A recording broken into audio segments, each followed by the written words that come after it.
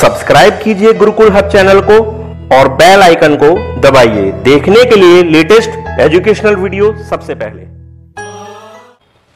Hello guys, YouTube के Gurukul hub channel में आपका स्वागत है और आज की इस वीडियो में मैं आपको बताऊंगा आधुनिक भारतीय इतिहास से संबंधित बंगाल के गवर्नर जनरल, जिसमें से मैंने आपको दो के बारे में बता दिया था, और आज बताऊंगा लॉर्ड कॉर्नवालिस, सन जॉन शोर और लॉर्ड वेलेज़ली।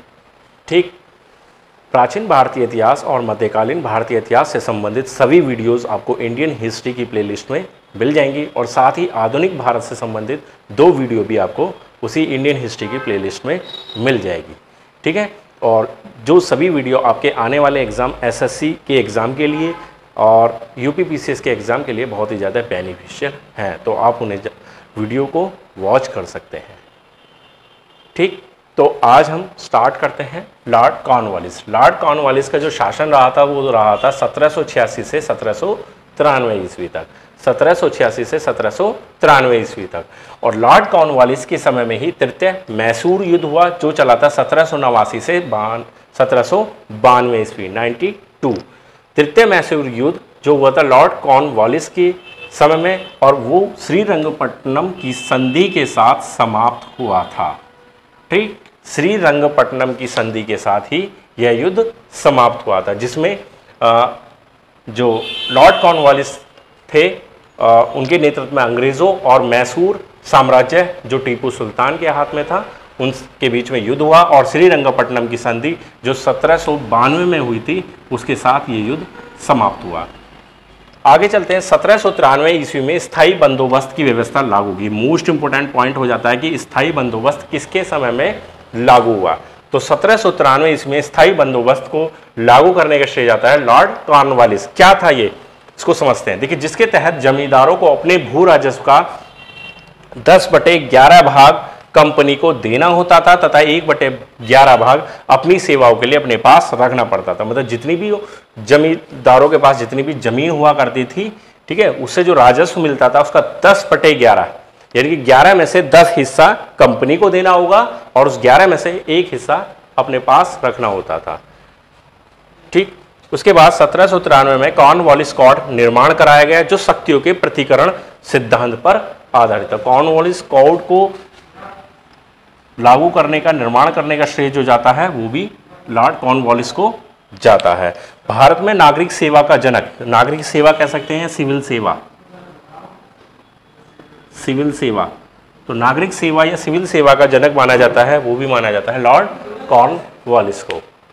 ठीक, तो ये थे कॉर्नवालिस से संबंधित कुछ महत्वपूर्ण तथ्य। उसके बाद आते हैं सर जॉन शोर, जो 1793 तक 1798 ईस्वी तक रहे, लेकिन कि इनसे संबंधित कुछ महत्वपूर्ण तथ्य हमें नहीं मिलते हैं। केवल यही है कि ये अहस्तक्षेप की नीति अपनाई गई थी इनके द्वारा, अहस्तक्षेप की नीति।